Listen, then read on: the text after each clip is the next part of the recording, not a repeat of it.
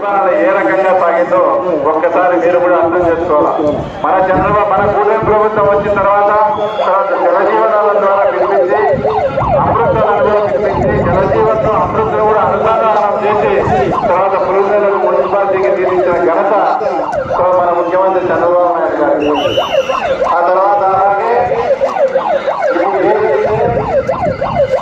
ఏదైతే ప్రాజెక్టులు కానీ ఇవన్నీ నిర్మాణాలు జరుగుతూ పోతా ఉంటే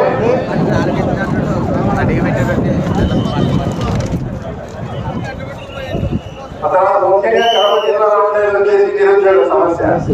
మన గత ముఖ్యమంత్రి 5 ఏళ్లు పరిపాలన చేసి కడప జిల్లాకు ఒక్క పరిశ్రమ కూడా తేలేదని సందర్భంగా మీకు గుర్తు చేస్తా ఉన్నా.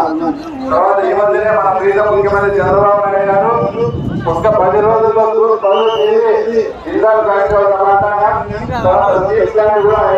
తర్వాత ఇక్కడ ప్రారంభం జరుగుతాయని కూడా చెప్పడం జరిగింది.